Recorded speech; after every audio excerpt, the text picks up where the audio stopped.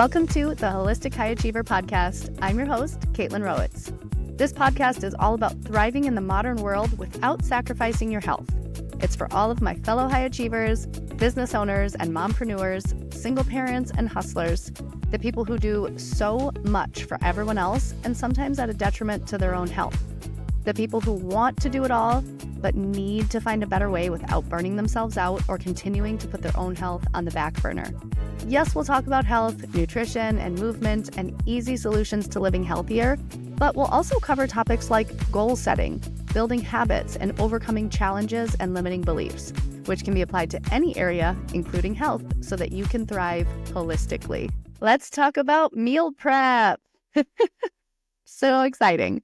For me at least. But if you instantly felt like overwhelmed and thought to yourself, yeah, hard pass, hear me out. I want to talk specifically about pressing the easy button. If there was like a magical button we could actually press, just press it right now, because that's what I'm going to accomplish today. To be clear, I am not going to start telling you to cook a week's worth of food and measure it and weigh it and precisely portion every single item of every single meal you're going to eat for the entire week. No. If that's your jam, more power to you. But us normal folks who aren't training to be professional athletes, who don't need to be so rigid about it, especially if that feels unattainable right now, there are still solutions. However, having some level of preparation and a plan does help tremendously. We're just not going to go to the extreme. It helps you stay on track with your health goals, simply put, because making sure you're getting the proper nutrition is just essential to keep you going throughout the day. You've talked about that. If we're listening to my podcast, you know that. And if you don't plan for it, you're much more likely to just get super busy with work or kids or whatever and get consumed by all the things you have to do and then grab whatever's easiest in the moment, which, let's be honest, is not typically the healthiest. Whereas if you've spent a little bit of time and effort into making sure you have some healthy options available for just like grab and go, you can still eat healthy without it having to take away time from all your other priorities. So there are tons of ways you can press the easy button, depending on how much or how little time you want to spend meal prepping. And the good news is if the answer is like 0, if you're like, I want to spend 0 minutes meal prepping, I actually still have solutions for you. Because the good news is there are pre-prepared meals that are cooked and just need to be heated up and eat. As a disclaimer, however, not all are created equal. Oftentimes, home cooked is simply the best because you can control the quality of the ingredients, how much of everything, and then you know it's not packed with a bunch of things you can't pronounce. But there are actually a lot of brands on the market now that are pretty good. And I think that's just because there's a demand for it. Like people are asking for it and they're buying them. And as consumers, that's how we tell food companies what we want. We buy their products when they offer something decent. We're busy and we still want to eat healthy and delicious. So it's nice that there are options. So I personally use Factor Meals. They are a subscription meal delivery. If you follow me on Instagram, I'm sure you've seen me post about them. They're not the kind of meal delivery that you cook, though. They are chef-prepared, healthy, delicious meals, and they're incredible because there's absolutely no preparation. You literally take it out of the fridge, you microwave it for 2 minutes, and you have a hot, delicious meal. So literally, there's 0 meal planning besides clicking on the meals in your app that you want delivered for the week. There's no grocery shopping, and there's absolutely no prepping, chopping, or cooking. So if you can take it out of the cardboard sleeve, poke holes in the film for ventilation, and press 2 minutes on the microwave, you got it. You got this handled. And then you'll be eating a delicious, flavorful, protein-packed, healthy meal in 120 seconds. Well, I'd let it cool down first, actually. It might be scalding hot, but, to each their own. I have told so many people about these too that I feel like Factor should be paying me. But for now, I'm just giving people my referral link so that you get a little discount to try it. And then if you do buy it, I get a discount off my next box. So it's a win-win. So I'll put the link to Factor in the description. If you don't want to use my link, I won't take it personally. But these are, last thing I'll say about Factor is these are not like lean cuisine, because I know what some of you are thinking. Lean cuisine tastes like it came out of a package. It looks like it tastes like cardboard. But I can guarantee you, like, if I heated up a Factor meal and plated it and put it on a normal plate and served it to you at my kitchen table, you would think I made it myself. Like, they're that good. They're also, with that though, they're not as cheap as lean cuisine, because sometimes you just get what you pay for. Let's be honest. So with all that said, I do not use these for every single meal during the week. We use these to supplement lunches and the middle of the week when we have less time to cook. So I'm going to talk about the rest of the time and talk about cooking. Before I had a kid, I used to cook almost every single day. I made elaborate meals that were delicious and healthy. I had ample time to experiment and try new things and chop up ingredients and buy fresh instead of frozen. It was glorious. At this point in my life, ain't nobody got time for that. So here's what I do instead. I pick 1, sometimes 2 meals per week to cook on the weekend. Usually Sunday is kind of just my day I chose, but you can pick whatever day works for you. But I plan it all out a week ahead. So last Sunday, I chose what meal I wanted to make for this Sunday. I looked up a recipe. I took stock of what ingredients we already had, what I needed to buy, added them to the grocery list. And I guess I'll back up because I want to say this. I have 4 criteria for picking a meal in the first place. And I'm going to count backwards in order. So number 4 is, will my toddler eat it? And this is number 4 because who knows with a toddler? One day they love something and the next day you're the worst person in the world for even offering their favorite food to them, or what you thought was their favorite food. So that's why that's number 4. But ideally, I'd like him to eat whatever I cook because it's just easier. Then I don't have to make 2 different things. Number 3, it has to be healthy. It might surprise you that this is not number 1, but it is still on the list because I do eat healthy most of the time. With, Factor meals and other things I'm eating, I don't stress out about this meal being perfect. It is usually healthy, but some meals are better than others. For example, 2 of my things that I make somewhat frequently are butternut squash with bone broth and then a buffalo chicken dip. They're both on my favorite list, but if we're being honest, the butternut squash soup is far more nutrient dense. But the buffalo chicken dip is easy and it's yummy. So that leads me to number 2. Number 2 is it has to be delicious. No one wants to torture themselves with shitty food. And I'm a foodie. Like, I love food. I love eating. And I'm making larger portions. So I usually double the recipe for anything I make because then I have more food. And it's intended to make enough for multiple servings of leftovers. And I have to want to eat the leftovers. If it's not delicious, those leftovers are going to sit in the fridge and then eventually be put in the garbage. And last but not least, the number 1 thing is that it has to be easy. If it takes me like more than 20 minutes of prep time, I'm simply not interested. So that means fewer ingredients and easier cooking processes. I'm a fan of crock pots and like 1-pan sheet meals that you just toss in the oven and then like multitask while things are cooking. So it's very, very rare that I make things that require me to stay in the kitchen, both for like the prep time and while they're cooking. And I only make exceptions for very few things. I did have some friends that went to Alaska and brought us back some Alaskan salmon. And I have this creamy Tuscan salmon recipe that I make with like sun-dried tomatoes over rice. It's not super complicated, but I do have to stay in the kitchen because there's just multiple steps of adding things to the pan one by one.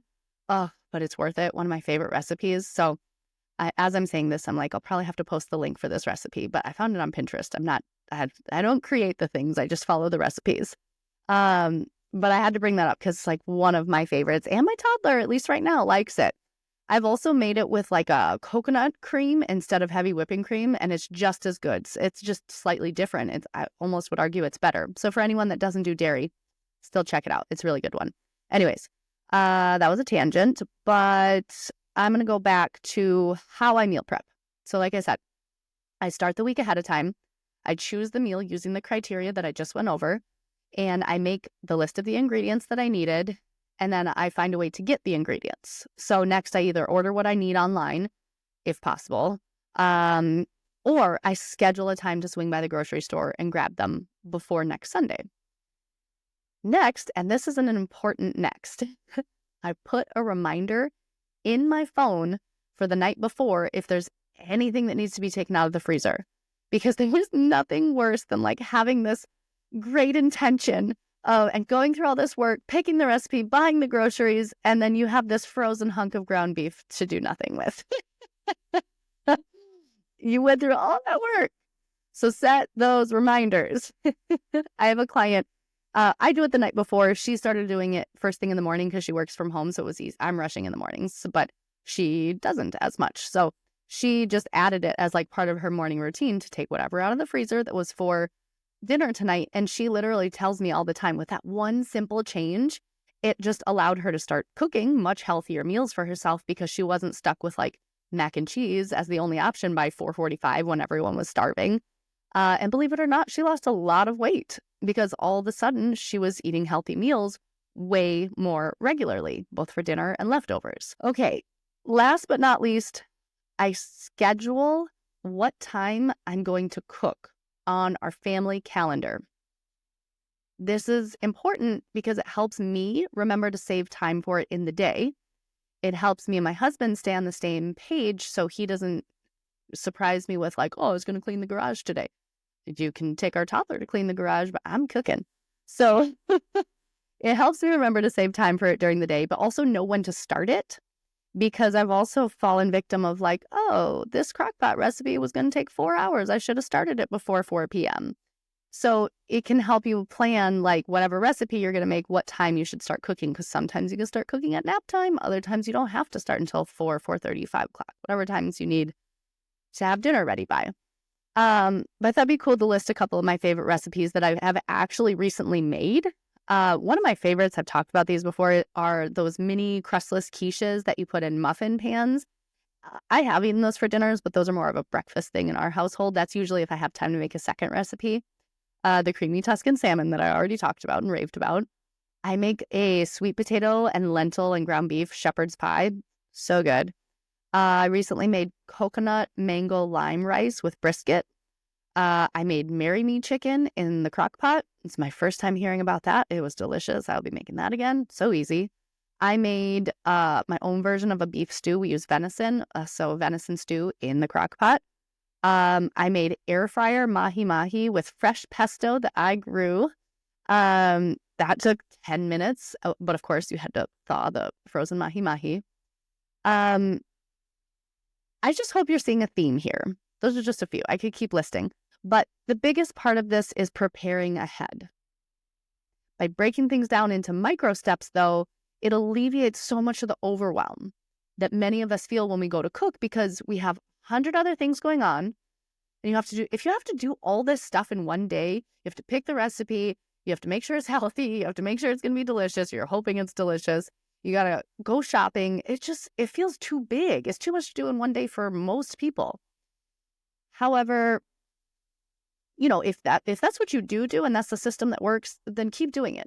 You don't need to change it. But I actually enjoy cooking if I don't feel rushed. And so I needed to find a way to make it possible for me. So you don't have to do it exactly like I'm doing it. But my intention here was also that I love for my toddler to see how food is prepared. And he's getting to the age where he enjoys helping. Last night he was helping my husband. My husband, like, he doesn't do this, by the way, but I'll give him credit for it. He randomly offered to cook dinner, and I was like, oh, because we kind of operate on the relationships are 50%, but that doesn't mean like I mow the lawn 50% of the time and he mows the lawn 50%. That doesn't mean he cooks 50% and I cook. It's like if it all balances out, but like cooking usually falls on me, which I'm generally fine with. But yesterday he offered to cook dinner, and I was like, okay. I'm not going to say no to that. So anyways, he was making sauteed garlic shrimp, and our toddler was like helping him wash all the shrimp and put them onto a plate and like dry them. And then when they put them into the pan, how raw shrimp like starts to turn pink, and he was all excited about it. And then he proceeded to eat like 6 shrimp, and our toddler like refuses to eat any protein of any kind normally. So it was cool.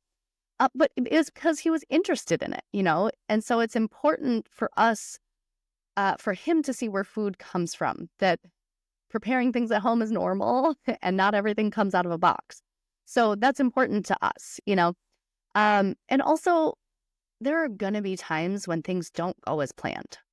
You prepared everything a week ahead of time, and then your toddler gets an ear infection, or you forgot to take something out of the freezer, or you have a work emergency, or your furnace goes out, or just some weeks get busier than others and you forget to do some of that prep work. For me, that's where the pre-prepared meals come into place. So what I mean by pre-prepared is like similar to factor meals, but we buy some that are like bigger portions that are meant, because the factor meals are individual portions. And so they're not always a complete meal, like I will preface that, but you might have to make some, like a pot of rice or throw in some frozen veggies to complete it, but it still takes a lot of the like thinking and planning and prep work out. So we buy ours from Costco and just put them in the freezer to help supplement like when needed. So as I mentioned in the beginning, not all pre-prepared meals are created equal. You definitely want to read ingredient lists and nutrition labels to make sure they're not packed with a bunch of junk. The general rule of thumb I tell people to use and that I use is that if there's a bunch of ingredients and you can't pronounce, it's probably not great for you. Obviously, that's not a foolproof method, but now there are also apps like the Yucca app where you can scan it and it'll like give it a score and tell you which ingredients to be cautious of so that you can make an informed decision the way that your family wants to eat. But I will say the two brands that we get from Costco that we love are Kevin's.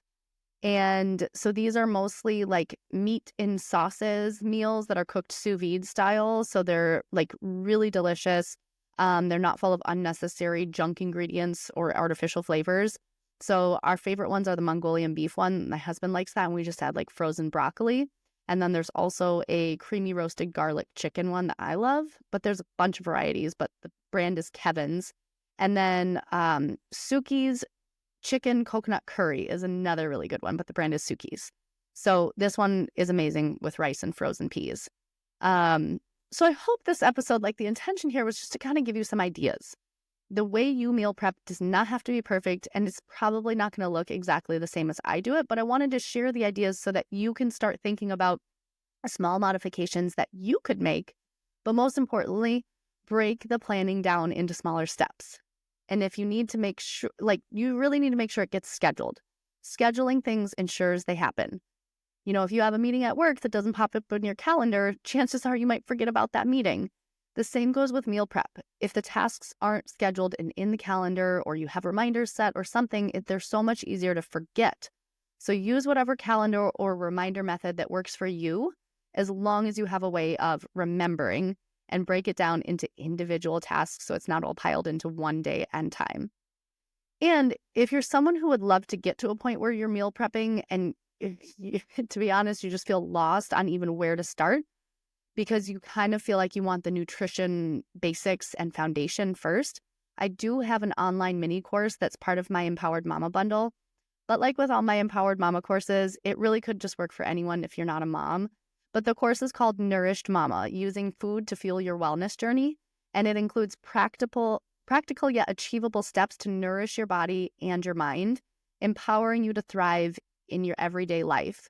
The course helps you make informed nutritional choices that are actually tailored to your needs as a busy mom or just a busy human.